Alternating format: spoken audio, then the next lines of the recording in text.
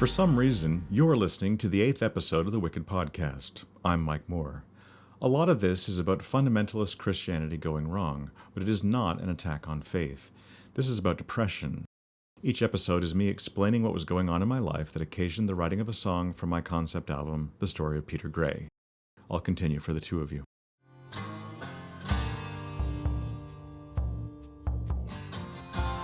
Episode 8. In the Hole. I suppose I should change the title of this song lest someone think it's about prison, maybe even personal finances. Don't think I will, though. This song was written when I'd been writing songs for a couple of years and branched out a bit. Before, the songs were mostly telling a story or were meant to be a snapshot of a moment, concept, or feeling, conveying it with imagery and so on. But then I started thinking about putting the songs together into an album, and I started to get more and more cinematic about the lyrics. By that, I guess I mean I started to make songs that described a symbolic landscape that represented my inner emotional landscape. The feeling mainly put forward in this song was of being old enough to feel like life had kind of formed into a series of ever-repeating patterns, and that so had I, and that I was therefore trapped in them.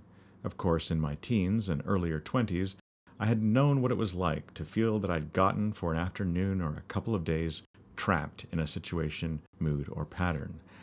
Once I got a few years older, I was really feeling like I was getting trapped in an adult self, in an adult life. It was like the concrete had set. Suddenly, there was less about church and parents and peers in the words, and a whole lot more about being trapped alone with new responsibilities like rent and jobs to afford it and so on. One verse is most directly inspired by the worst place I lived at while at university.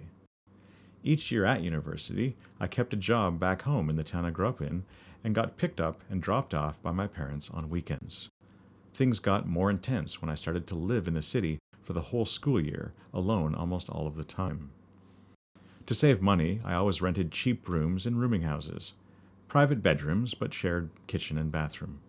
My first year, the room barely had enough space for my bed and a chair, but I formed a bond with the other 3 students who were living in the same rooming house, and we shared the bathroom and kitchen. So I had the experience of hanging out for the first time with non-church, non-high school people I had never known before. It was a new start. High school bullying and drama, along with church-style competitive piety, just weren't a thing there. I could be whoever I wanted. I had a portable tape recorder, and a guy who lived there named Pete and I used to mess around with it and my new Sears catalog electric guitar.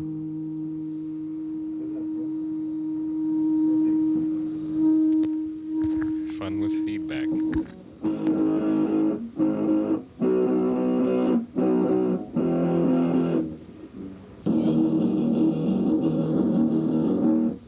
I didn't really know how to play. What you need when you don't know how to play is to be around someone playing better than you can, so you can pick up a lot of it by osmosis.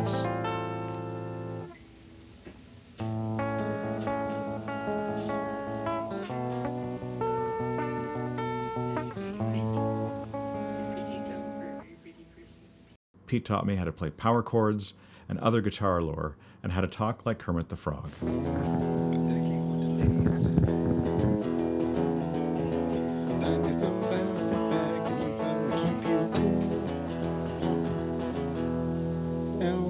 Now, cause Michael's got something for you. Tell you what it is.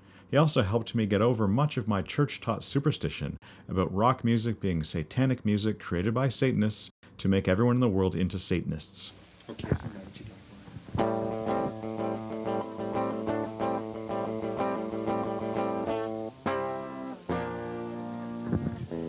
got? Nobody's gonna take my car, I'm gonna raise it to the ground. Weekends, it was back to the youth group stuff, parents, and church, though. And it's the world that comes in. Satan makes sure of it. And thoughts of man. Holidays might involve going to a teen-attended Bible conference, youth camp, or young people's weekend of some kind.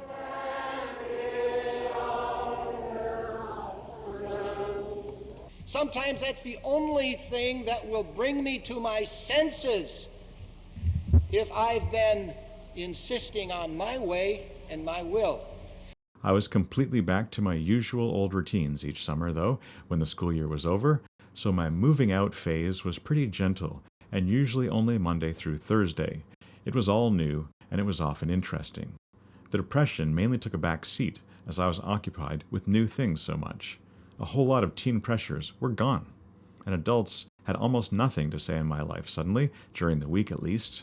At a church, you're never too old for that stuff, though. Look at that young man. He's going to fall out the window if he's not careful. I'm not passing any judgment. Our brother said that yesterday in his comments. I'm not passing any judgment on anything, but only setting before us these things that we have to consider. Someone whom you feel is in danger of a fall. I could be whoever I wanted to be. I didn't experiment too much in the city, though. Didn't want to lose my seat in the non-church of my birth, even though it was in the middle of blowing up. It was hard to look away from the road accident that was going on there. So I didn't go to bars, drink a beer, or go to the movies or live music or anything like that while I was living in the city and going to university. And I usually went out to weeknight church while living in the city. And it wasn't the church I grew up attending, but a neighboring one from the same branch of Plymouth Brethren. A bigger, more influential one, though. The one that ended up being the global epicenter of our group's big split. I was there while that was happening. It was like this. Stuff was going on and being said at church all the time that moved it closer to the split, kept you on the edge of your pew to hear who was passively aggressively dissing whom while maintaining full deniability and ostensibly merely vivisecting the book of Revelation or something each week. In a day of departure and ruin and confusion, as we have in Christendom today, I was also deeply in love with a woman in her mid-20s who was poised to fly the coop as to our church when the stuff went down. The clock was, for many things, ticking. My second year at university was much like my first, only I lost touch with my rooming house roommates from the year before and didn't really click with the people in the new rooming house. Most were not students, and many were definitely a bit cray-cray. My last year of university was tough. I started working in the city, in a mall on the outskirts of Ottawa during the Christmas final essays and exam season, at Radio Shack, selling batteries, computers, remote-controlled cars, and motorized pencil sharpeners. Christmas gift from Radio Shack. Before Christmas, they claimed they were bored. But then I found Radio Shack's incredible selection of electronic games. I had a room in a rooming house again. It was no bigger than the tiny one I'd spent my weeks in during my first year of school. The rooming house itself wasn't physically dingier than my previous accommodations had been, but the other people living there very decidedly were. I found syringes in the communal toilets sometimes. Someone got stabbed uptown and left bloody handprints on the handrail leading upstairs when they returned home. A plain-faced stripper lived above me and had shouting matches with her boyfriend, who was also a stripper. He kicked in all the drywall and smashed the furniture up there in the wee hours of the morning, while I was downstairs trying to sleep after staying up late studying for a morning exam after working an evening shift in the mall and taking the bus home late. My room got broken into twice and most of my stuff stolen, almost certainly so other people living in the same building could buy hard drugs. I didn't have much, but now most of it was gone. So much being awakened in the middle of the night by crashing sounds, loud music, and shouting. Sometimes having one's door to the hall and the bathroom blocked by passed-out people who either lived there or very much didn't. I spent the time I should have used finishing up my terms at school and then home for the holidays alone in the city, working in the shopping mall right up to and right after Christmas. Bah humbug. And then Radio Shack laid us all off once the Christmas season was over, so I couldn't afford rent anymore, nor replace what had been stolen. I had no social life at all. The church was getting more and more passive-aggressive as the power struggle heated up to boiling. The woman I had a crush on someone not from our church who was married. The school year and my undergraduate career ended with me moving back in with my folks, jobless, having had much of my stuff stolen, and firmly believing that I had failed many of my classes, given how much class I'd missed working at the job that eventually laid me off and how little effort I'd put in.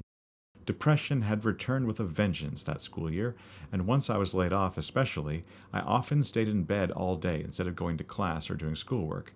There was nothing and no one to interrupt this depression most weeks.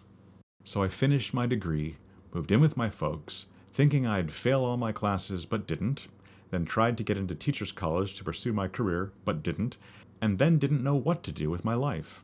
They'd not been accepting many new teacher candidates at all, and certainly not ones with lackluster grades and no experience teaching, for example, English in Korea, or starting and running a shelter for battered women or anything like that on my resume. Our church, finally, blew up in all of our faces, and my family stayed with the conservative traditional side. Almost everyone, young or middle-aged, left our group, and I didn't see most of them again. It was like I'd always done time with these people, and they'd been moved to a different prison.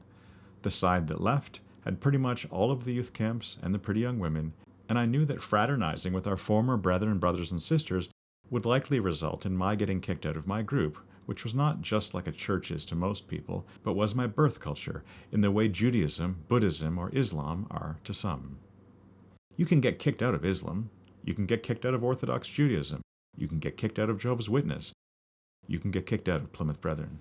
I lived in terror of this. I did volunteer work in elementary schools and with the physically and developmentally handicapped, trying to get some relevant experience on my resume so I could apply to teachers college again, once I'd saved up for it. This gave me my first real look into how much pretended and deemed success goes on in education, whether with disabled or able-minded students. In the middle of all of this, I got approached and soon hired to work with local evangelicals who wanted their kids to do the Abeka homeschool curriculum in a little Christian school, supervised by near teachers like me. They wouldn't need to pay much. This was my first experience, really working with and connecting with mainstream church Christians who were, in theory, incredibly freer than our own group. I wanted to know everything. It went like this. They checked to make sure I wasn't too strict a Christian to suit them. They knew about Plymouth Brethren people, all right. I'd been assured when I was hired that they were not raising their kids in a goldfish bowl like the one I'd been raised in, judging what bits of the world they could see floating past them outside that glass container. No, they said, they were helping their kids put the evil, corrupt world under a microscope. I soon saw that this was very, very clearly self-delusion. They soon decided, once the year had gotten started, that I wasn't clear on my role in helping them raise organic, homegrown, unvaccinated, pop culture-free, sugar-free Christian kids.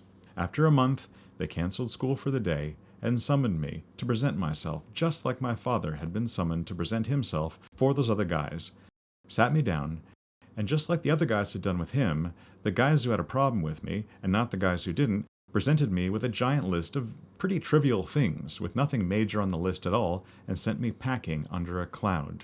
One of my charges was having had a Mad magazine in my classroom, and another was having a Wayne's World button. Trouble was, the kids liked those, and their parents didn't like them liking them.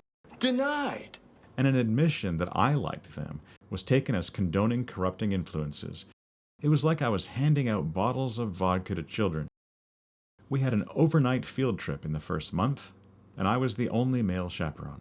When a young teen asked if he could sneak off to meet up with a girl at the school he was trying to make his girlfriend, I told him no. My job was to chaperone, and he was asking me to do the very opposite of my job. He was persistent, so I said that after the little ones had fallen asleep, if he and she wanted to briefly take a chaperoned walk around the building in which everyone was sleeping, I would supervise that chaperoned walk. So we did. The kids quieted. He and I went outside, and she showed up, and I let them walk a couple of laps with me trailing a couple of yards behind to give them some private conversation, but make sure no hanky-panky was going on, nor could accusations of that nature be leveled against them later. When I went back in, the little boys were making noise, and so a female chaperone had come over and didn't understand what I'd been doing chaperoning this walk. I told her, but she seemed to think that I was trying to woo the 15-year-old girl myself, me being 22 years old. I was not, but Christians. Another big problem that they had was the time I expressed discomfort informing on my students to their parents when, rumor had it, one of their kids had at recess expressed the opinion that a Christian school was a violation of the proper separation between church and state. I told Matthew's parent that I couldn't form a relationship of trust and have open discussions in class if kids knew I was reporting their random unorthodox thoughts and feelings to their parents each day. Anyway, I was done there, and certainly couldn't put it on my resume under relevant teaching experience, though a month of it had very much convinced me that teaching was something I could really do. Compared to me, my sister always seemed to be happy, pretty, and popular, and was very into school events, sports, and youth group activities. Right before the worldwide split, Her perfect brethren boyfriend turned out to be a multiple diagnosis psychopath over the first year of her dating him, though he was functional enough at that brief point in his life to be starting med school. When she dumped him, he took her to a graveyard. Then he tried to abduct her.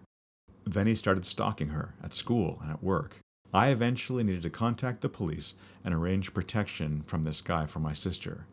My dad, it turned out, was all bark and no bite when it came to protecting his family from church people and their crazy kids. He'd been able to protect us from television and movies all right back in the day, though in the intervening time he'd taken to sitting depressed all evening, slumped in front of an easily hidden TV of his own. My sister's ex has gone on to spend most of the rest of his life in institutions. I'd been confiding about the restraining order, provincial police thing our family had been through to one of the soon-to-become Brethren light men as the division approached. Then the split happened, and I didn't see him anymore, of course.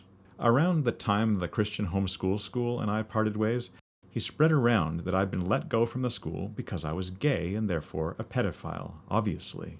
This was then generally believed by the Christian community, though I knew I was neither. It all came from the fact that I'd said his gay brother-in-law seemed like a nice guy. He'd responded, nice guy for a f***. From my lack of natural disgust and homophobia about his brother-in-law, the guy would never believe that I was anything but very, very gay thereafter and not to be trusted around children, and he told people so. The fact that I claimed to be straight and have crushes on various women was just more proof as far as he was concerned. I knew there was a history of molestation in this guy's peripheral family and eventually in his immediate family as well. But I didn't spread this around, didn't want to be like him. In aid of that, I do not name him here, nor give more details than are necessary to tell the story. The Christian, but not too Christian homeschool school, itself collapsed under the weight of its own disorganization, drama, and general Christianity before that year was out, and the kids returned to their homes to be homeschooled there, or to conventional schools, where I imagined they were better off. A couple of the key figures who had been running this homeschool, after a fashion, had nervous breakdowns as it fell apart. One died a couple of years after. That was that, apart from an angry mother phoning me afterward at my parents' house where I still lived for supposedly lying to her daughter about being straight. She thought this was a thinly veiled attempt to confuse her daughter as to the facts of what had happened in her homeschool school. Rose's daughter, who was in her late teens, had reached out and told me it was shameful these fundies who ran the homeschool she attended had been homophobic enough to fire me just for being gay. And so I told her the truth. The thing about me being gay was a big bigoted lie. The lying liar had molestation problems in his immediate circle. This caused a big bigoted fuss, apparently, in those circles. I looked inside, and I didn't have it in me to care much. I was deep in depression and kind of shell-shocked from everything that had gone on recently in my 22-year-old life. This, apparently, was Christianity. You could sneak out on your own repressive church to see how much freedom and lack of drama the other Christians were enjoying, and apparently it was like this out there. Did every Christian group have children getting molested and problems dealing with the facts of this? Were all the churches fighting over people being gay or not? It seemed like it. I'd never had much faith to begin with in the magic power of simply going to a church other than the one that was my birth culture. I couldn't discern God wanting it. I'd never had any faith in the magic power of atheism to save me either. And I was rapidly running out of faith in the possibility of continuing with the Christian culture that was my birthright, yet also somehow keeping some form of connection to a God they didn't seem to know anything about. I attended emptily, not feeling like God wanted it, but terrified of getting kicked out as one of the wicked people and shunned with all the rest. In social circles, once the consensus decides you are or are not something, functionally, that is the only role you will be allowed to play. I was pinned like a butterfly to a display board. I was stuck. I had to watch it all play out. It was going nowhere good. I started listening to Pink Floyd, Alice Cooper, and Black Sabbath, and feeling a bit guilty about that. I found all the fervently promised, sincere Satanism as utterly lacking from mainstream rock music as it had been from comic books and Dungeons and Dragons. I continued writing songs that showed the influence of what I was listening to. I started occasionally going to movies and live music. I knew I was very much on the right road to getting excommunicated from my church and feared that more than anything. But I thought it was a lie to not do things I wanted to and felt were fine and natural, things I didn't think God had any problem with, but my church did. The more seriously my church demanded everything about it be taken, the more ridiculous and transparent it all began to seem to me. I had nowhere else to go, though, and didn't want to lose my faith. I'd tried to connect to Christians from other churches, and had pretty much immediately gotten churched over hard. What was God's part in all of this? My Radio Shack computer had been stolen in my last year of school, so I typed my songs as I wrote them into DADs and started sequencing them into the concept album. I lived with my parents, and I worked a landscaping job that let me buy some gear. I didn't know musicians, so I started buying bargain basement used musical instruments and gear and learning how to use it. This eventually proved part of getting myself out of the existential hole I felt I was in. At the time, I didn't really know why I was so driven to write and record albums. But I'm getting ahead of myself. First came the realization of where I was, how impossible it seemed that I'd ever get out of there, and what that was like. The song was about nothing more than the depressing fact that I was here, that it was really like this. As to the music, I approached it a bit differently. I didn't do the usual hacking away at the acoustic guitar strummy thing. I was wanting to do something cinematic, as in movie soundtrack, more than four-on-the-floor pretend rock band. Naturally, when I'd written it, I just had voice and guitar.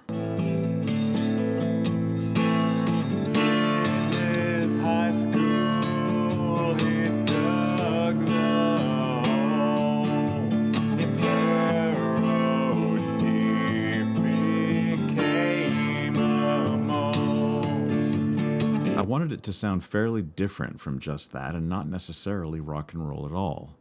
I didn't get a drummer, oddly deciding that I wanted some kind of colossal, glacial crashing sound made by treating the sound of drums I would play myself.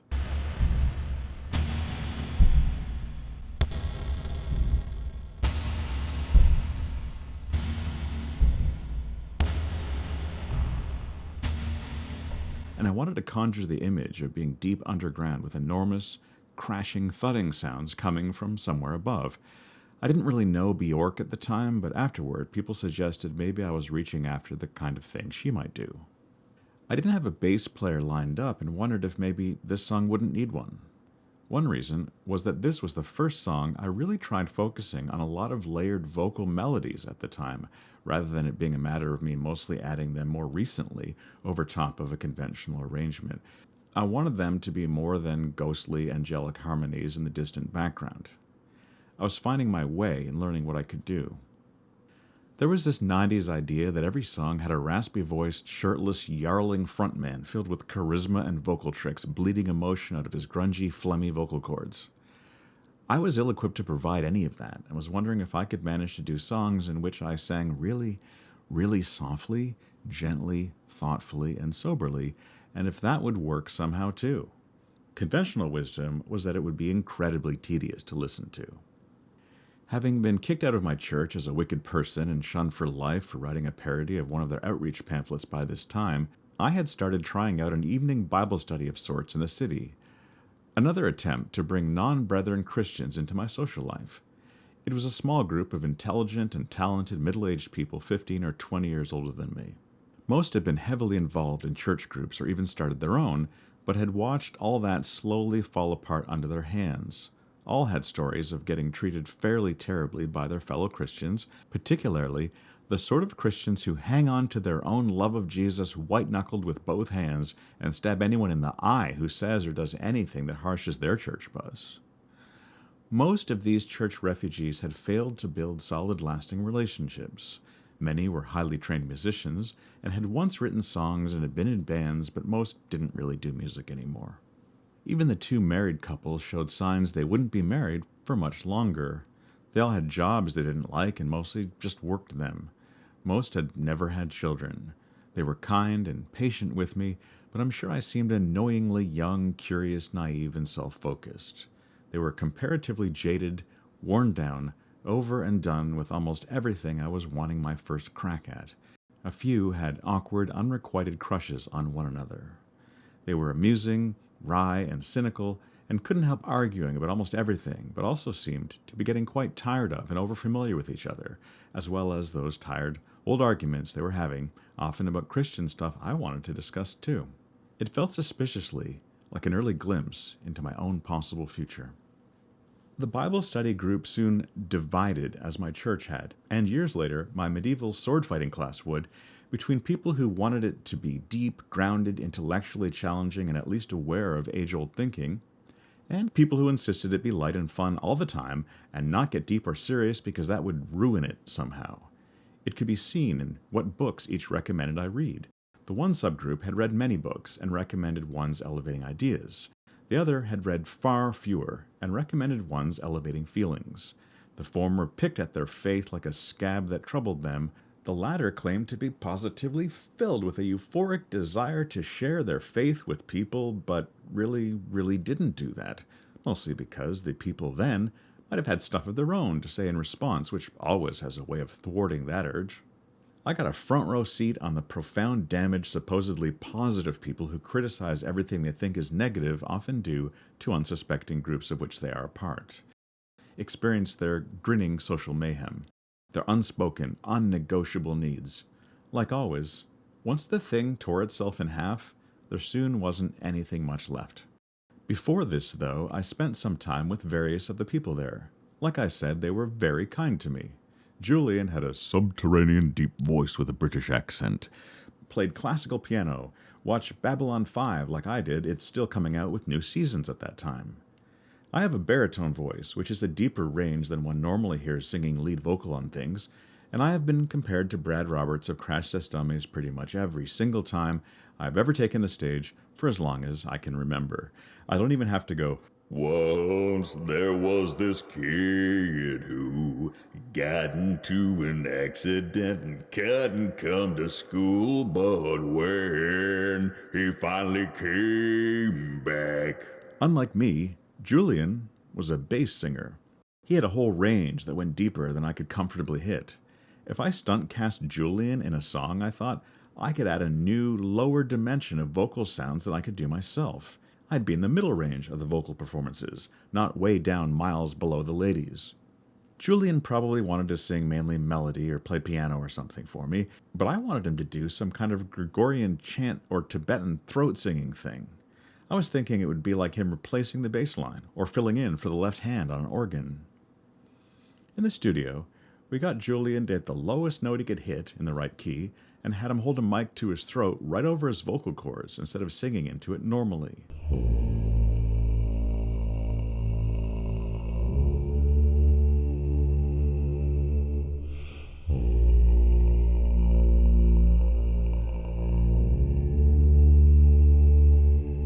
I can just about hit that note, but it sounds very strained, with no chest resonance at all.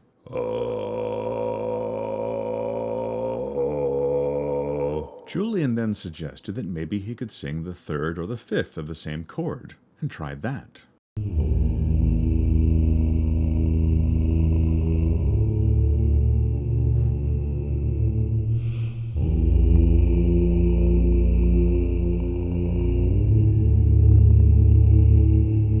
I was delighted. The song was increasingly taking shape as some kind of gothy medieval thing. This was long before Peter Jackson put out his epic trainwreck Hobbit trilogy, so I didn't have the cool song with the dwarves singing to use as a guide, the one about far over the misty mountains cold, to dungeons deep and caverns old, not about things that Bilbo Baggins hates.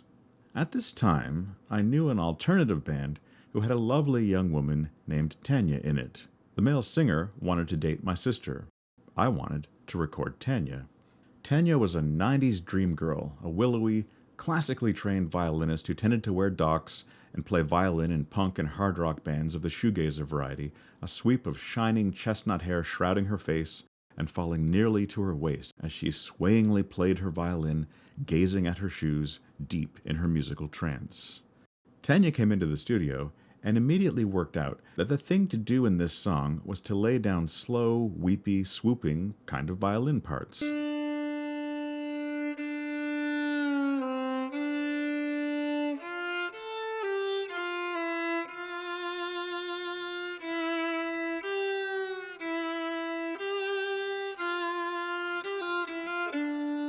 Again, I was delighted. This work was going on a few years before Peter Jackson's Fellowship of the Ring even came out, so I didn't have a terribly focused view of exactly what I wanted, but I knew the lyrics were about crashing sounds and subterranean misery. My sister had done horror movie screams in Bitterness, and I wondered if a male scream or shout or bellow or something could work. I can't really do that, and Bill was around, so we asked him, "Bill, do you think you could scream bloody murder like you're being killed or something?" Bill said, "Yeah, sure, no problem." So we put him in the booth in front of a mic. We thought Bill might want to do a practice scream or two, or let us get our levels and say if we thought it was working, but he just said, "Roll it." And so we did.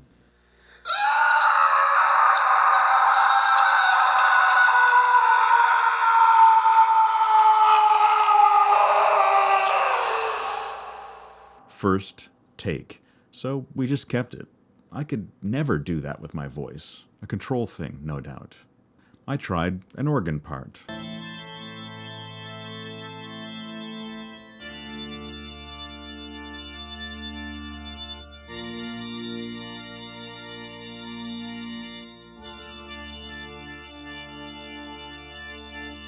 And a piano part.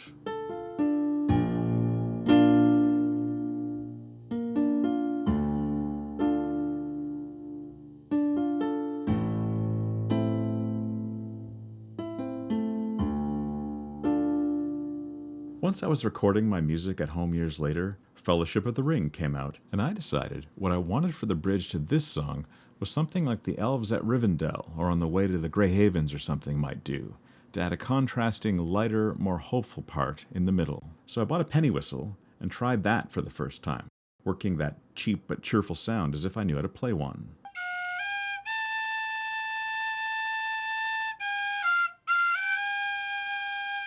And I had my sister sing the bridge for me, replacing my original vocal. There are holes that you're in that put holes in you. There are holes where you're born and there's... with one of her own. There are holes that you're in that put holes in you. There are holes where you're born and there's... Or should I say, about 15 of her own. I layered a lot of takes of her until she was sick of me wanting takes to try to get the sound I was looking for.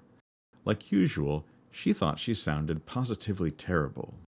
Now, every time I have played anyone my music and they've heard my sister's voice or Mindy's for even a moment, they have generally gotten very excited and explained to me that really, the smart thing to do would be to make the girls the singers instead of me. Hard to explain that we're not in a band. Neither one is waiting around for me to write songs for her to sing. They can write their own. And my stuff is irredeemably me, rather than very them. Very narrow audience for people who want to sing or listen to what I do.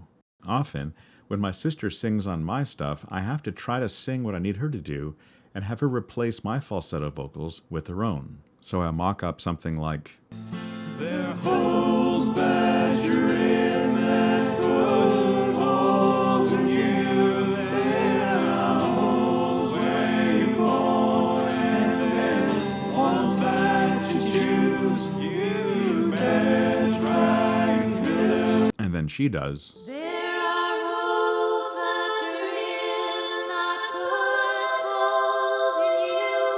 There are holes where you're born and there are ones that you choose. You'd better try and fill them in. This is the first song, chronologically, not an album sequence, that I went nuts with the harmonies and also tried out the Pink Floyd-style tape loop effect on, fascinated with how a repeated sung note interacted with chords changing behind it when it stayed the same. Wandering the endless blank is Omaha. I took my laptop into the music room at the high school where I was then working and played some chimes into it too.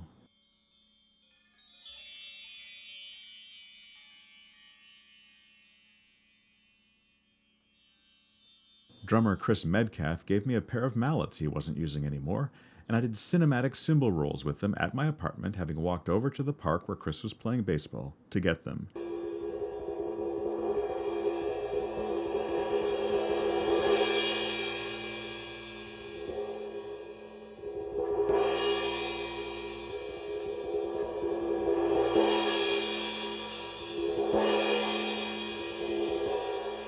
Remixing the song for this YouTube podcast version allowed me the leeway to indulge impulses to sweeten up the Debbie Bridge vocals with supporting vocals of my own.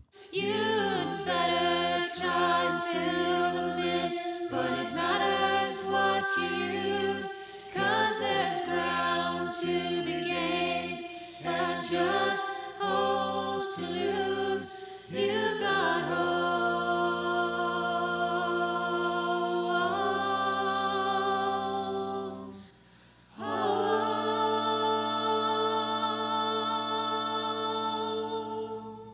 Also, to do weird things to the already slowed down reverb drums I played in the studio back in the day.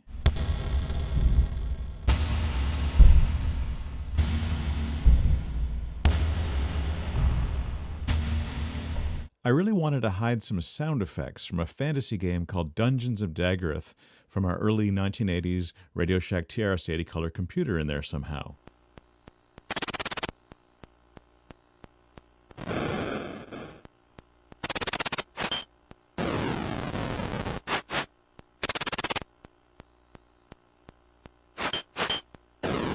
For example, the breathing sounds of a giant or troll I did keyboard battle with when I was 12. And the squidgy sound of a giant blob from the same game. Oddly, the sound effect that really ended up sounding ominous, like being repeatedly pounded in the head by the kick drum, is just a run-of-the-mill basketball sound. Then I did shakers and breathed on cue with the Dungeons of Daggorath 8-bit troll breath, to end up with a rhythm section that was more interesting, I guess.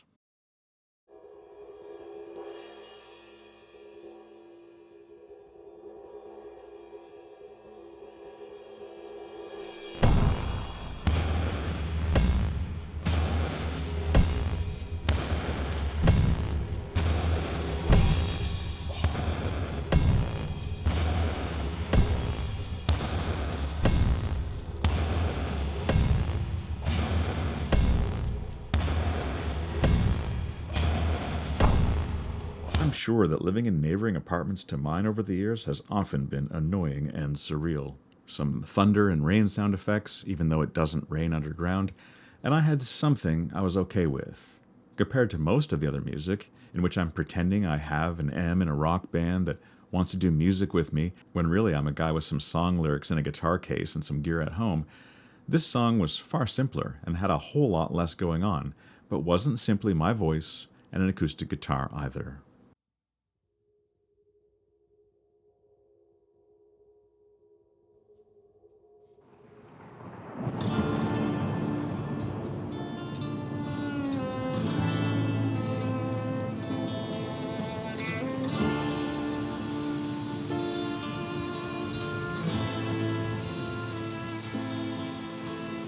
While in high school, he dug the hole.